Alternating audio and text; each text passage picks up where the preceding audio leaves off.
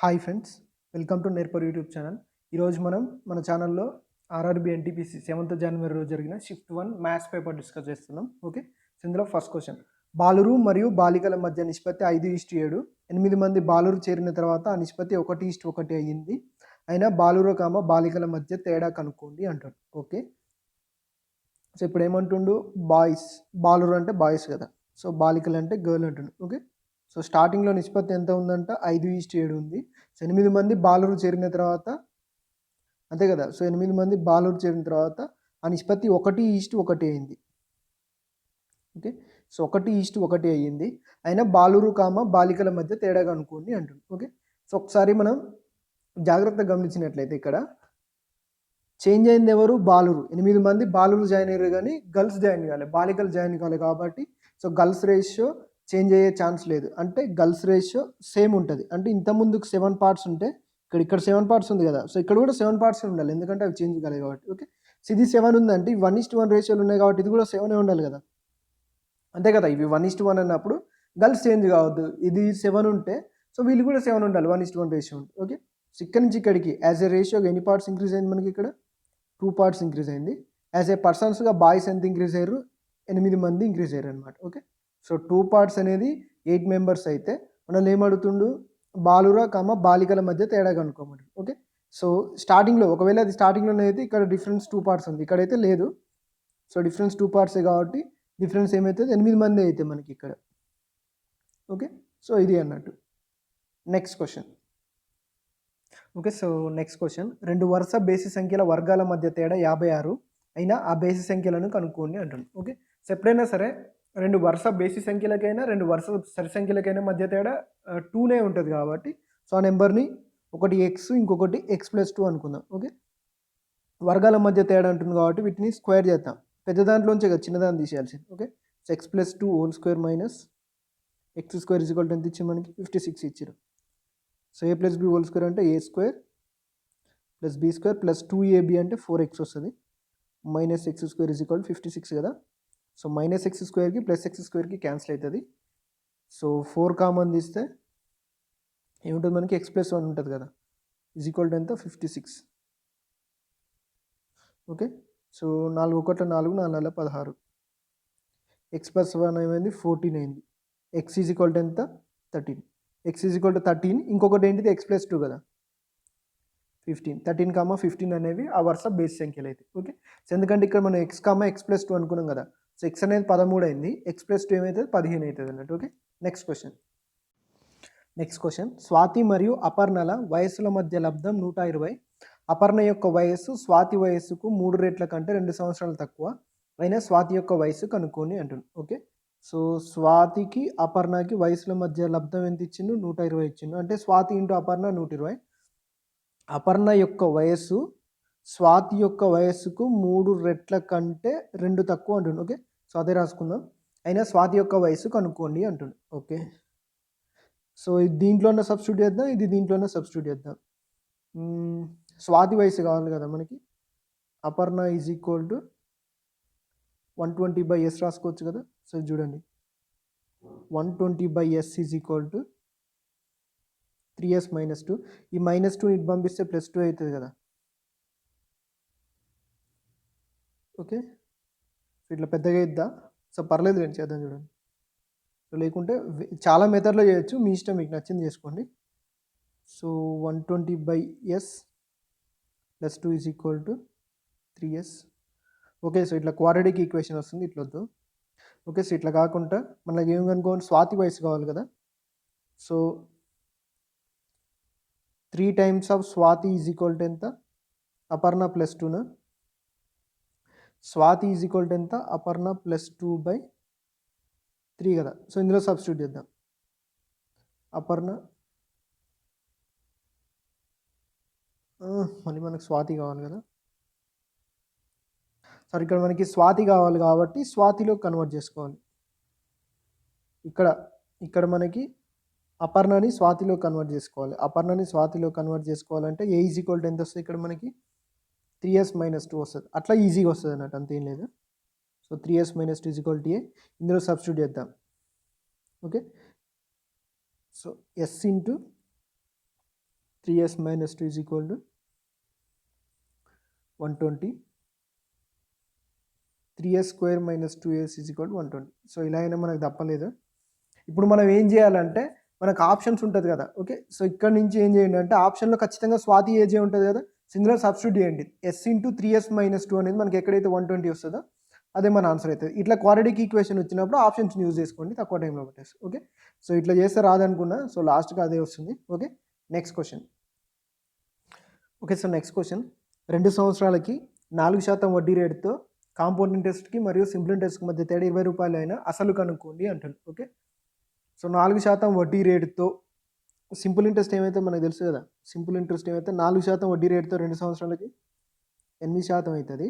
So compound interest అయితే మనకు already తెలుసు కదా, x + y + xy/100 formula substitute చేస్తే 4 + 4 × 4 16/100 కదా, ఓకే. సో ఇది ఎంత అవుతుంది? 8.16%. ఓకే, సో ఇది ఎంత వస్తుంది? 8.16. ఇది మీకు ఎమ్మటే రావాలి చాలా స్పీడ్గా. సో డిఫరెన్స్ అనేది ఏం లేదు, దీని స్క్వేర్ అన్నట్టు, అంతే, ఏం లేదు. సో ఎంత? 0.16% కదా. సో 0.16% అనేది ఇక్కడ మనకి ఎంత ఇచ్చిండు? మనీలో అయితే 20 రూపీస్ కదా. 0.16% లేదా 0.16% అనేది 20 రూపీస్ అయితే ఎప్పుడైనా సరే మనం ప్రిన్సిపల్ అనేది 100% అనుకుంటాం, అది మనందరూ తెలిసిందే. సో చూడండి, ఇక్కడ పాయింట్ తీసేస్తే ఇక్కడ 2 zeros వస్తాయి కదా, ఇక్కడ 2 zeros పెట్టుకోవచ్చు మనం. ఇక్కడ పాయింట్ తీస్తే 16 అనేది 2000 అయితే 100 అనేది ఎంత? ఓకే, సో 16 నుంచి ఇది ఎంతతో మల్టిప్లై చేయొచ్చు దీనికి? 16 6 96. ఓకే, సో 6 1/4 కదా, ఇంటూ 6 1/4. ఇది కూడా ఇంటూ 6 1/4 అంటే మనం ఫ్రాక్షన్స్లో ఏం రాయొచ్చు? 25/4 అని రాసుకోవచ్చు కదా. సో అదే రాయండి, ఓకే. దీనికంటే 25/4తో మల్టిప్లై చేస్తే మనకు 100 వస్తుందా రావట్లేదా? 16ని అదన్నట్టు, ఓకే. సో ఇది కూడా ఇంటూ 25/4. ఏం లేదు, ఈజీగా ఉండడానికి, అంతే, ఏం లేదు ఇక్కడ, ఓకే. సో కట్ చేస్తే 25/4 ఎంత? 2000లో చూడండి, 4 5 20, 2 0, 25 5 125, 2 0, అంతే. ఇదే మన ఆన్సర్ అన్నట్టు, okay. Next question. Okay, so next question. ఒక పరీక్షలో ఒక అభ్యర్థికి 65% మార్కులు వచ్చి 20 మార్కులు తక్కువలో ఫెయిల్ అయ్యాడు. ఇంకొక అభ్యర్థికి 80% మార్కులు వచ్చి పాస్ మార్కుల కంటే 5 మార్కులు ఎక్కువ తెచ్చుకున్నాడు. అయినా మొత్తం మార్కులు కనుక్కోండి అంటుంది, ఓకే. మనకు తెలుసు ఎప్పుడైనా సరే మొత్తం మనం వచ్చిందంటే మనం ఇక్కడ ఖచ్చితంగా 100% కనుక్కోవాల్సిందే, ఇది మనందరికీ ఐడియా ఉన్నదే. అయితే ఇక్కడ జరిగింది ఏంటంటే 65% మార్కులు వచ్చి 20 తక్కువలో ఫెయిల్ అయ్యాడు, అంటే ఇంకొక 20 వస్తే ఆయన పాస్ అయ్యేటోడు, ఓకే. సో ఇంకొక అభ్యర్థికి 80% వచ్చి 5 మార్కులు ఎక్కువ వచ్చినాయి, అంటే పాస్ మార్కుల కంటే 5 మార్కులు ఎక్కువ వచ్చినాయి. ఇప్పుడు నేను ఏం చేస్తున్నా అంటే పాస్ మార్కులు మనం ఈక్వల్ చేస్తున్నాం, అంటే సో 65% కంటే 20 మార్కులు ఎక్కువ వచ్చినా పాస్ అయ్యేటోడు, ఓకే. సో నెక్స్ట్ 80% మార్కులు వచ్చి 5 మార్కులు ఎక్కువ వచ్చినాయి, ఓకే. సో ఇప్పుడు 65%కి 20% అంటే 20 మార్కులు ఎక్కువ కలిపితే వాడు పాస్, లేదా 80% మార్కులోనికి 5 మార్కులు తక్కువ తీసేసినా వాడు పాసే కదా, 2 అయితే పాస్ మార్కులు కదా, ఓకే. సో మ్యాథ్స్లో ఎప్పుడైనా గుర్తుపెట్టుకోండి, ఇది మనకు తెలవాలి, దేన్ని ఈక్వల్ చేస్తున్నాం అనేది ఒక క్లారిటీ ఉంటే మీకు మ్యాథ్స్లో ఏ క్వశ్చన్ అయినా వస్తుంది అన్నట్టు, ఓకే. సో ఇది అన్నట్టు. ఈ 5 ఇటు పంపిద్దాం, ఈ 65 ఇటు పంపిద్దాం. సో 20 + 5 ఎంత? 25. 80 - 65 ఎంత? 15, ఓకే. సో 15% అనేది 25 అయితే మనకి ఎంత కావాలి? 100% కావాలి. సో 100% ఎంత? ఓకే, సో కట్ చేస్తే 5 ముళ్ళ 15, 5 5 25. సో 3 అనేది 100 కావాలంటే మనకు తెలుసు దేంతో మల్టిప్లై చేయాలి? 33 1/3తో మల్టిప్లై చేయాలి, ఓకే.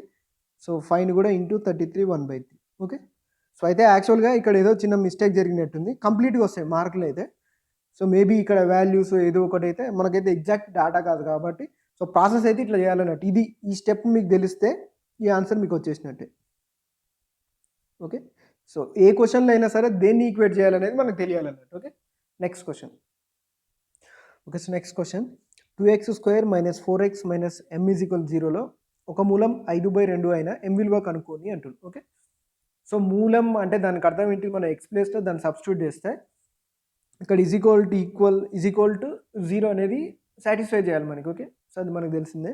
ఇప్పుడు చూడండి, x ప్లేస్లో 5/2 సబ్స్టిట్యూట్ చేస్తుంది. x² అంటే 5² అంటే 25, 2² అంటే 4 -4 × 5/2 - m = 0 కావాలి, ఓకే. 2 2 4. ఓకే. సో దీన్ని ఇట్లనే ఉంచుదాం. 25/2 minus 20/2 minus m is equal 0. ఈజీగా ఉంటుంది అన్నట్టు మనకి. ఓకే. 25 మైనస్ 20 అంటే ఎంత? 5/2నే కదా. Okay. So 5/2 minus m is equal 0. Then m is equal ఎంత వచ్చింది మనకి? 5/2 వచ్చింది. Okay. So next question. Okay. So next question. 5 సంవత్సరాలలో 12,000 అనేది 2 రెట్లు అయింది.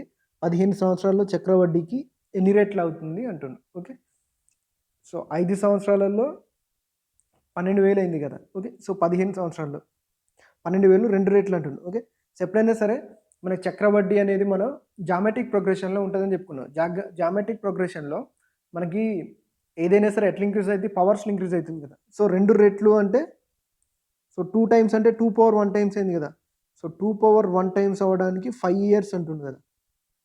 ఓకే. సో 15 ఇయర్స్లో ఎంత అవుతుంది? ఓకే. సో ఇక్కడ నుంచి ఇక్కడికి ఎంత ఉంది? 3 టైమ్స్ ఉంది కదా. సో ఇది కూడా పవర్లోనే అన్నట్టు. ఓకే. సో ఇక్కడ నుంచి ఇక్కడికి 3 టైమ్స్ ఉందంటే ఇది కూడా ఈ పవర్ కూడా 3 టైమ్స్ అవుతుంది అన్నట్టు. 2 క్యూబ్. 2 క్యూబ్ అంటే ఎంత మనకి? 8 కదా. సో 8 టైమ్స్ అవుతుంది అన్నట్టు. ఓకే. ఇట్లా మీకు ఏది ఇచ్చినా కానీ పవర్స్లలో తీసుకోండి. ఒకవేళ 16 రెట్లు అన్నాడు అనుకో. సో 2 పవర్ 16 అట్లా అన్నట్టు. అంటే సారీ 16 రెట్లు అంటే 2 పవర్ 4 వస్తుంది అట్లా. 2 పవర్ 4 అంటే 4 ఇయర్స్లో 16 రెట్లు అవుతుంది అట్లా అన్నట్టు. ఓకే. So 8 times. 8 టైమ్స్ అంటే 12,000 ఎంత అవుతుంది? సో 12,000కి 8 టైమ్స్ తీసుకుంటే 96,000 అవుతుంది. ఇది చక్రవడ్డీకి. ఒకవేళ బారు వడ్డీకి అడిగితే డిఫరెంట్గా ఉంటుంది. అంటే ప్రిన్సిపల్ అంటే 2 రెట్లు అవుతుందంటే డబల్ అయింది కదా. అంటే ఒక్క ప్రిన్సిపల్ పెరిగింది. ఓకే. సో 5 సంవత్సరాలకి ఒక ప్రిన్సిపల్ వస్తుంది. 15 సంవత్సరాలకి ఎన్ని వస్తాయి? 3 ప్రిన్సిపల్స్ వస్తాయి అన్నట్టు. అంతే కదా. సో డబల్ అయిందంటే ఈ ప్రిన్సిపల్ నుంచి ఈ ప్రిన్సిపల్ ఒక ప్రిన్సిపల్ పెరిగింది అన్నట్టు 3 సంవత్సరాలలో. ఓకే. సో ఇది సింపుల్ ఇంట్రెస్ట్కి. అదే 15 సంవత్సరాలలో అనుకో ఇది సింపుల్ ఇంట్రెస్ట్ సంబంధించింది అన్నట్టు. సో 15 సంవత్సరాలు అంటే ఎన్ని టైమ్స్? సారీ 5 ఇయర్స్ కదా. 3 టైమ్స్. 3 టైమ్స్ అంటే 3 ప్రిన్సిపల్స్ పెరుగుతాయి అన్నట్టు. అంటే ఓవరాల్గా 4 టైమ్స్ అవుతాయి. 3 ప్రిన్సిపల్ ప్లస్ అసలు ప్రిన్సిపల్ ఉంటుంది అది కలిపి 4 టైమ్స్ అవుతుంది అన్నట్టు అట్లా. ఓకే. So next question. ఒక వస్తువుని అమ్మడం వల్ల 5% లాభం వస్తుంది. ఒకవేళ 50 రూపాయలు తగ్గించినట్లయితే 5% నష్టం వస్తుంది. అయినా మొదట అమ్మిన వేళ కనుక్కోండి అంటుంది. ఓకే. సో ఒక వస్తువుని కొంత ధరకు అమ్మడం వల్ల అని పెట్టుకోండి ఇక్కడ. ఓకే. సో 5% లాభం వస్తుందంటే సో లాభం ఎప్పుడైనా మనం కాస్ట్ ప్రైస్ మీద తీసుకుంటాం కాబట్టి సో కాస్ట్ ప్రైస్ ఎప్పుడైనా మనం 100 అనుకుని స్టార్ట్ అయితే మనందరూ తెలిసిందే ప్రాఫిట్ అండ్ లాస్ చేసేటప్పుడు. ఫస్ట్ దాంట్లో 5% లాభం వస్తుంది కదా. సో మొదట అమ్మిన వేళలో. Okay. So first selling price 105% ఉంటుంది. ఒకవేళ 50 రూపాయలు తగ్గడం వల్ల ఓకే. సో 50 రూపాయలు తగ్గించినట్లయితే ఎంత వస్తుంది? 5% నష్టం వస్తుంది కదా. ఓకే. సో దీనికి 50 రూపాయలు తగ్గిస్తే 5% నష్టం వస్తుందంటే ఎంత కమ్ముతున్నట్టు? 95% అమ్ముతున్నట్టే కదా. సో నష్టం అనేది దేని మీద చూపిస్తాం? కాస్ట్ ప్రైస్ మీదే కదా. సో అయినా మొదట అమ్మిన వేళ కనుక్కోండి. సో ఈ 95 ఇటు 50 ఇటు పంపిస్తే ఎంత వస్తుంది మనకి ఇక్కడ? 105 మైనస్ 95 అంటే 10 కదా. సో 10% అనేది 50 అయితే మొదట అమ్మిన వేళ ఎంత? 105 కదా. సో మొదట అమ్మిన వేళ అంటుండు. సో మొదట అమ్మిన వేళ ఎంత? 105% కదా. 105% అనుకోవాలి మనం. 10% అనేది 50 అంటే 5 టైమ్స్ ఉంది కదా మనకి ఇక్కడ. సో ఇది కూడా 5 టైమ్స్ ఉంటుంది. 105 ఇంటూ 5. 500 ప్లస్ 5 5 జా 25. సో 525 అనేది మన ఆన్సర్ అయితే. Okay. So next question. Okay. So next question. P is equal 2 plus root 3, Q is equal 2 minus root 3 అయినా P by Q is equal to ఎంత అంటుంది. ఓకే. సో మనం ఏం కనుక్కోవాలి? 2 plus root 3 by 2 minus root 3. So మనకు తెలుసు దీన్ని మనం రేషనలైజ్ చేయాలని. సో బైలో ఉన్న దానికి ఆపోజిట్ సైన్తో మనం రేషనలైజ్ చేస్తాం. సో ఎందుకు చేస్తామంటే కింద రూట్ పోవడానికి. ఇట్లా పెడితే ఏమైతే మనకి a plus B into a minus B ఫామ్లో ఉంటుంది. a square minus B square అంటే రూట్ పోతుంది అన్నట్టు, అంతేం లేదు. సో పైన మనకి ఏమొస్తుంది? 2 plus root 3 whole square divided by A square అంటే 4 కదా. 2 స్క్వేర్ అంటే 4 మైనస్ 3. మన ఆన్సర్ ఏమొచ్చింది? 2 plus root 3 whole square. 4 minus 3 1 కదా. సో కింద ఏముండదు కాబట్టి పైదే మనకి ఇంపార్టెంట్. 4 ప్లస్ రూట్ 3 స్క్వేర్ అంటే 3 ప్లస్ 2ab 4 రూట్ 3. ఆన్సర్ ఏమొస్తుంది మనకి ఇక్కడ? 7 plus 4 root 3. Okay. So next question. Okay. So next question. 1/2 divided by 1/2 into 1/2 into 1/2 plus 1/2 into 1/2 is equal to ఎంత అంటాడు. ఓకే. సో ఈ 1/2కి 1/2 క్యాన్సల్. 1/2 ఇంటూ 1/2 అంటే ఎంత? 1/4 plus 1/2 into 1/2 ఎంత 1/4. 1/4 ప్లస్ 1/4 1/4 అంటే పావు పావు కదా. సో ఇది పావు ఇది పావు పావు పావు కలిపితే ఎంత అర 1/2. సో ఇట్లా గుర్తుపెట్టుకోండి, ఇది 0.25 0.25 యాడ్ చేస్తే 0.5 అట్లా. Okay, next question. Okay, so next question. Angle of elevation from a tower to 60 metre tall building is 30 degrees and 60 degrees. Tower height is equal to అంటుంది. ఏం లేదు, సో క్వశ్చన్ మళ్ళీ జాగ్రత్తగా వినండి. యాంగిల్ ఆఫ్ ఎలివేషన్, ఎలివేషన్ అంటే ఊర్ధ్వకోణం అంటారు అనుకుంటా తెలుగులో.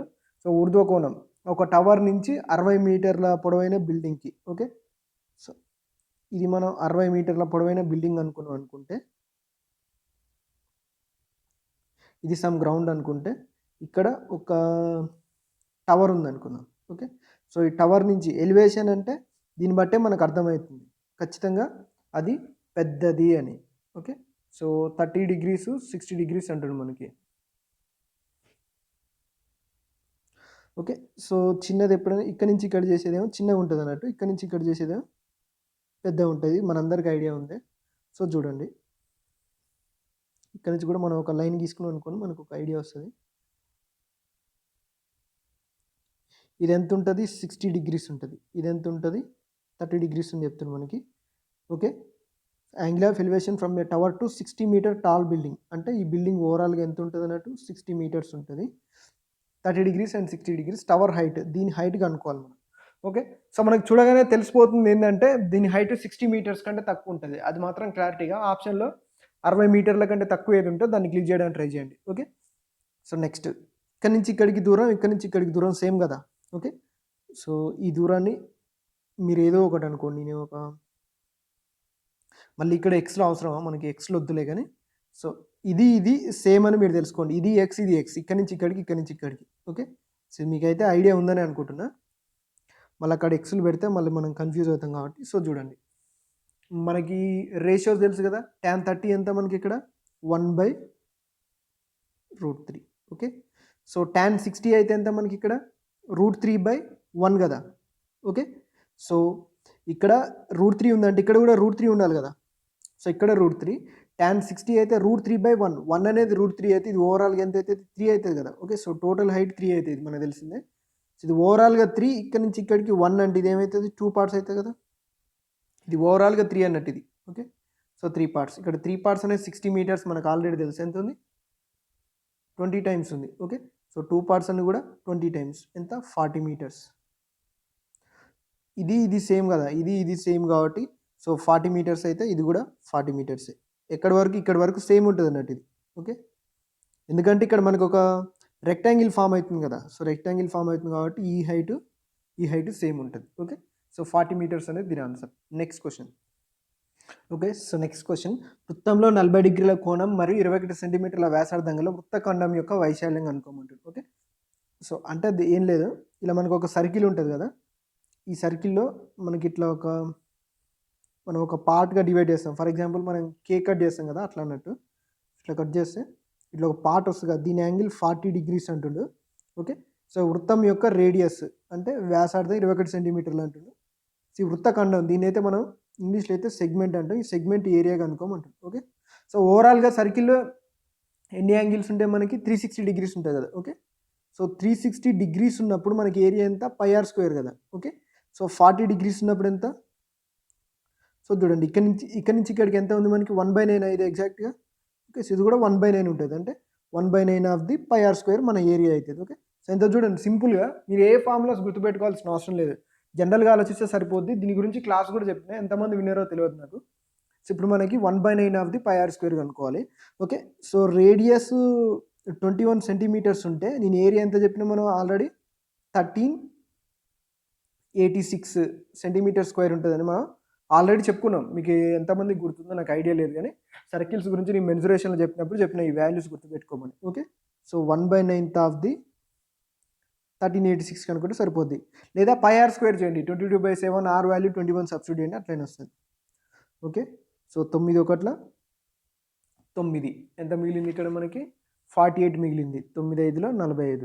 ఓకే, సో 45 ఇంకా 36 మిగిలింది, అంటే 9 4 36. సో మన ఆన్సర్ ఎంత 154 అనేది మన ఆన్సర్ అయితే. Okay, next question. Okay, so next question. స్తంభం పొడవు 10 మీటర్లు, దాని నీడ పొడవు 10√3 మీటర్లైన సూర్యుని యొక్క ఊర్ధ్వ కోణం కనుక్కున్నట్టు. ఓకే. సో ఫర్ ఎగ్జాంపుల్ ఇక్కడ ఒక స్తంభం ఉందనుకుందాం. ఇక్కడ స్తంభం ఉంటే ఈ స్తంభం మీద సన్లైట్ పడుతుంది కదా. ఓకే. సో ఇక్కడ సూర్యుడు ఉందనుకుందాం. ఓకే. సో సూర్యుడి నుంచి ఇక్కడ సన్లైట్ స్తంభం మీదకి పడుతుంది. సో ఈ కోణం వల్ల ఏమవుతుందంటే నీడ పడుతుంది అన్నట్టు ఇక్కడ. ఓకే. సో దీనికి మధ్య ఒక నీడ పడుతుంది. సో నీడ పొడవు ఇచ్చిండు మనకి, అది ఇచ్చిండు. సో స్తంభం పొడవు ఎంత ఇచ్చిండు, 10 మీటర్లు ఇచ్చిండు. నీడ పొడవు ఎంత ఇచ్చిండు, 10√3 మీటర్లు ఇచ్చిండు. ఓకే. సో ఇక్కడ నుంచి ఇక్కడికి మనం ఒక లైన్ గీసుకున్నాం అనుకో. ఎప్పుడైనా సరే ఒకటి గుర్తుపెట్టుకోండి, రెండు స్ట్రైట్ వాటికి మధ్య యాంగిల్ ఎప్పుడైనా 90 డిగ్రీస్ ఉంటుంది. అది మీకు అందరూ తెలిసిందే. సో ఇది 10, ఇది 10√3 అంటుండు. సో అయితే ఈ యాంగిల్ కనుక్కోవాలి మనకి. యాక్చువల్గా యాంగిల్ ఆఫ్ ఎలివేషన్ అనేది ఇక్కడ నుంచి వస్తుంది అన్నట్టు మనకి. ఓకే. సో అది ఇది సేమ్ ఉంటుంది. మీకు చూస్తే తెలుసు, హైట్స్ అండ్ డిస్టెన్స్ చెప్పాను మీకు ఆల్రెడీ. ఓకే. సో అయితే ఇక్కడ వచ్చే యాంగిల్, ఇక్కడ సన్ నుంచి ఇక్కడ పడే యాంగిల్ సేమ్ ఉంటుంది. ఓకే. ఇది టీటా అన్నట్టు. Okay.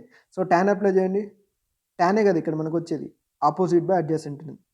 Tan theta is equal to 10/10√3. Okay. So tan theta is equal to ఎంత, 1/√3. ట్యాన్లో ఎప్పుడు 1/√3 వస్తుంది, theta is equal to 30 degrees ఉన్నప్పుడు. Okay. So next question. Okay. So next question, ఈ క్రింది వాటిలో అన్నింటికంటే పెద్ద భిన్నానికి అనుకోనట్టు. ఓకే. సో పెద్ద భిన్నం, ఫ్రాక్షన్ కంపారిజన్ అన్నట్టు. ఒకసారి వీటి మనం జాగ్రత్తగా గమనించినట్లయితే, సో వీటి డినామినేటర్లు అంటే హారాలు. ఓకే. సో హారాలను మనం సేమ్ చేసుకున్నాం అనుకోండి, సేమ్ అయ్యే ఛాన్స్ ఉంది కదా. చూస్తే సేమ్ అయ్యేటట్టు కనిపిస్తుంది కాబట్టి వాటన్నిటిని సేమ్ చేసుకుంటే లవాలలో ఏది పెద్దగా ఉంటే అదే మన ఆన్సర్ అవుతుంది. అది మనకు ఆల్రెడీ తెలిసింది ఎప్పుడైనా సరే.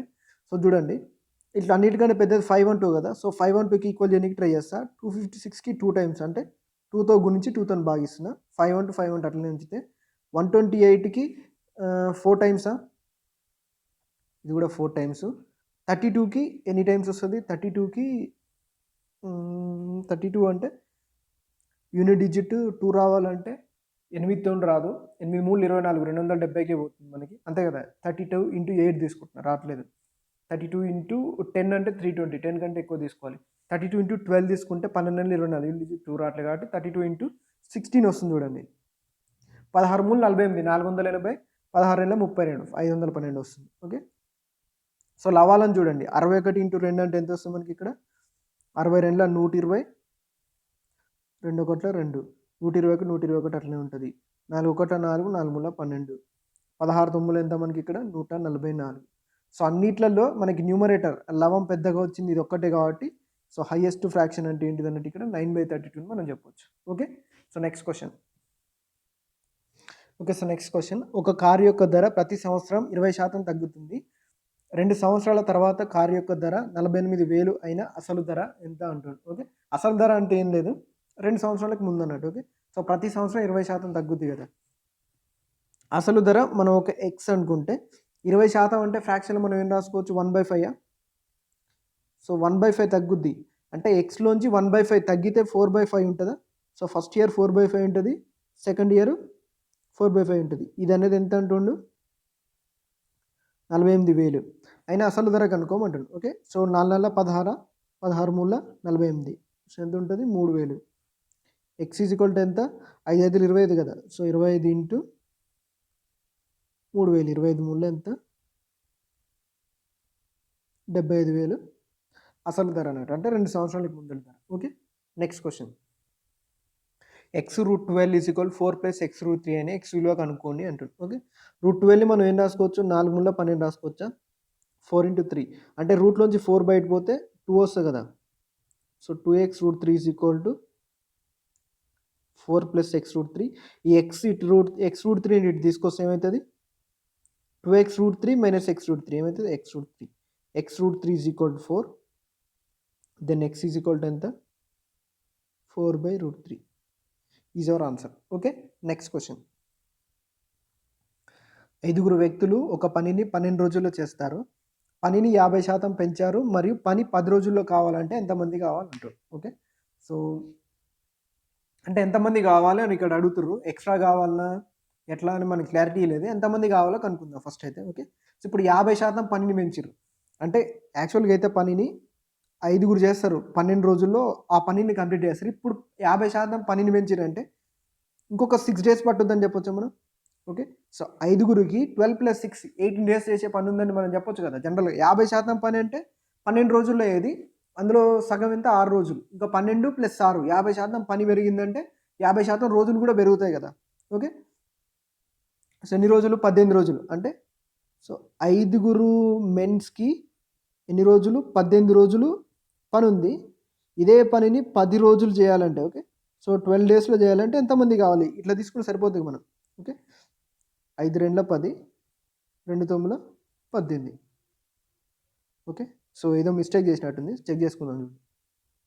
కరెక్టే. ఎందుకు అంటే సో, ఇప్పుడు మనకిప్పుడు ఐదుగురు వ్యక్తులు 12 రోజుల్లో చేస్తారు కదా! 50% పని పెంచి 10 రోజుల్లో కావాలంటున్నారంటే ఖచ్చితంగా ఎక్కువ వ్యక్తులు కావాలి. సో, మనకి ఎక్కువ వ్యక్తులు వచ్చారు. ఐదుగురు కంటే ఎక్కువ వచ్చారు కాబట్టి సో, 9 రోజులు అనేది రైట్ ఆన్సర్. ఒక సమబాహు త్రిభుజం యొక్క భుజాన్ని 3 రెట్లు చేసినట్లయితే వైశాల్యం ఎన్ని రెట్లు పెరుగుతుంది? ఓకే. సో, మీకు ఇంతకుముందు చాలా సార్లు చెప్పిన length component okay. So, length component ఏమో నార్మల్‌గా ఉంటది. ఏరియా కాంపోనెంట్ వైశాల్యం ఎప్పుడైనా సరే స్క్వేర్‌లలో ఉంటది అంటున్నాం. ఓకే. సో, భుజాన్ని 3 రెట్లు చేసిందనుకో సో, వైశాల్యం ఏమైతది? దీనికి స్క్వేర్ టైమ్స్ 3 స్క్వేర్ ఎంత? 9 9 రెట్లు పెరుగుతది. ఓకే. సో, కావాలంటే మీరు చెక్ చేసుకోండి ఏదైనా. ఎందుకు అంటే జనరల్‌గా చెప్తా చూడండి లేకపోతే. సో, √3/4 మనకి ఫార్ములా. ఓకే. సో, √3/4 సో, ఇది 3 పార్ట్స్ ఉందనుకుందాం. ఓకే. సో, సైడ్ 3 పార్ట్స్ అనుకుందాం. సో, ఏరియా ఏమైతది? √3/4 3 పార్ట్స్ స్క్వేరే కదా! ఏనే కదా ఇచ్చింది. ఓకే. సో, 3 పార్ట్స్ స్క్వేర్ అంటే 9 అయితది. అంతే. 3 స్క్వేర్ 9 కదా! సో, అట్లా 9 టైమ్స్ అయిద్దన్నట్టు అంతే. Okay. So, next question. Okay. So, next question. cot 15 into cot 75 into cot 60 into cot 30 plus tan 45 value కనుక్కోమంటారు. ఓకే. సో, ఎప్పుడైనా సరే ఒకటి గుర్తుపెట్టుకోండి. tan కాట్లలో ఏమైతదంటే tan థీటాలు ఉన్నా గానీ, cot థీటాలు ఉన్నా గానీ విషయం గుర్తుపెట్టుకోండి. θ1 + θ2 = 90 డిగ్రీస్ అయిందనుకోండి. tan θ1 into tan θ2 వాల్యూ అయినా 1 అవుతది. Okay. So, cot θ1 into cot θ2 ఉన్న దాని వాల్యూ 1 అవుతుంది. ఇది ఓన్లీ tan కాట్లలో ఉంటుంది. గుర్తుపెట్టుకోండి మరి. ఓకే. సో, దీని ప్రూఫ్ తర్వాత చెప్తాను నేను. సో, దీని ప్రకారం చూసుకున్నట్లయితే ఇక్కడ θ1 15 ఇది 75 θ1 + θ2 19 అయినప్పుడు దీని వాల్యూ ఏమైంది? 19. ఓకే. సో, నెక్స్ట్ ఇక్కడ ఇంటూ ఉంది కదా! సో, ఇది కూడా 60 + 30 90 అయినప్పుడు ఇది కూడా 1 అవుతుంది. సో, 1 × 1 1 అవుతుంది. Plus tan 45 value 1. 1 + 1 = 2. సో, 2 అనేది మన answer. Okay. So, next question. √3 tan θ - 3 0 అయినా θ ఎంత అంటుంది. ఓకే. సో, √3 tan 2θ -3 పంపిస్తే +3 అవుతుంది. tan 2θ ఏమవుతుంది? 3/√3. సో, 3/√3 మనం ఏం రాసుకోవచ్చు దీన్నే? √3 × √3/√3 రాసుకోవచ్చు కదా! సో, √3కి √3 క్యాన్సిల్. tan 2θ √3 అంటే సో, ఎప్పుడైతుంది? tan 60 అయినప్పుడు అవుతుంది కదా! అంటే 2θ వాల్యూ 60 డిగ్రీస్ అనొచ్చా? దెన్ θ ఎంత? 30 డిగ్రీస్ అనేది మన ఆన్సర్ అవుతుంది. Okay. So, next question. Okay. So, next question. ఒక సంఖ్యను 84తో భాగిస్తే శేషం 27 వస్తుంది. అయినా అదే సంఖ్యను 6తో భాగిస్తే శేషం ఎంత వస్తుంది అంటున్నాను. ఓకే. సో, ఒక నెంబర్‌ని 84తో భాగిస్తున్నాం అంటే ఆ నెంబర్ ఎంత ఉంటది? 84 ఇంటూ సంథింగ్ ఉంటదా? శేషం 27 వస్తుందంటే 84 ఇంటూ సంథింగ్ ప్లస్ 27 వస్తుందా? ఇదే నెంబర్‌ని 6తోని భాగిస్తున్నాం అంటున్నాం. ఓకే. సో, 6 12ల సారీ 6 14 కదా! 6 14 84 అయితే సో, ఇది డివైడ్ అవుతుంది. ఇంకా డివైడ్ కానిది ఇదే కదా! సో, ఇది డివైడ్ అవుతుందంటే ఇక్కడ మనకి శేషం వచ్చే ఛాన్స్ లేదు. సో, ఇక్కడ ఎంత వస్తది? 6 4 24 అంటే శేషం ఎంత వస్తుంది మనకి ఇక్కడ 3 వస్తది. ఓకే. సో, 3 అనేది శేషం. సో, ఇది మనం ప్రతిసారి ఇట్లా చేయాల్సిన అవసరం లేదు. డైరెక్ట్ ఈ శేషాన్ని డివైడ్ చేస్తే మనకు ఆన్సర్ వచ్చేస్తది. ఓకే. మీకు తెలవాలని చెప్పిన. Next question. So, next question. 4 అంకెల గరిష్ట సంఖ్యకు ఎంత కలిపితే పూర్ణ వర్గం వస్తుంది అంటుండు. ఓకే. సో, పూర్ణ వర్గం అంటే ఏం లేదు ఇక్కడ పర్ఫెక్ట్ స్క్వేర్ అన్నట్టు. ఓకే. So, perfect square. 4 అంకెల గరిష్ట సంఖ్య ఎంత? 9999. సో, దీనికి ఎంత కలిపితే పూర్ణ వర్గం వస్తుందంటే 1 యాడ్ చేసినాం అనుకోండి మనం. ఓకే. సో, ఎంత వస్తుంది? ఓకే. సో, ఇంత వస్తుంది. ఇది మనకి 100 స్క్వేర్ అన్నట్టు. ఓకే. సో, ఇట్లా ఒకవేళ నెక్స్ట్ వేరేది ఏదైనా ఉందనుకోండి, సో మనకు ఆప్షన్స్ ఉంటే ఈజీగా తెలిసిపోతాయి. త్రూ ఆప్షన్స్ మనం ఈజీగా చేయొచ్చు. Okay. So next question. Okay. So next question, x/y = 4/3 అయితే 4x + 3y/ 4x - 3y = ఎంత? ఓకే. ఎప్పుడైనా మనకి ఇట్లా రేషియోలు ఇచ్చి మళ్ళీ మనకి ఇక్కడ రేషియోలు అడిగినప్పుడు డైరెక్ట్ సబ్స్టిట్యూట్ చేయొచ్చు. ఓకే. సో x ప్లస్‌లో 4 ప్లస్ 3 ఇంటూ y ప్లస్‌లో 3 సబ్స్టిట్యూట్ చేస్తే మనకు డైరెక్ట్ ఆన్సర్ వచ్చేస్తుంది. 4 × 4 - 3 × 3 4 16 ప్లస్ 3 9 డివైడెడ్ బై 16 - 9 16 + 9 అంటే 25 16 - 9 అంటే 7 25/7 అనేది మన ఆన్సర్ అవుతుంది. Okay. So thanks for watching. Next shift కూడా చేస్తాను. సో కొంచెం టైం తీసుకొని షిఫ్ట్ 2 కూడా అప్లోడ్ అవుతుంది. సో చూడండి. అండ్ అందరికీ all the best. Thank you.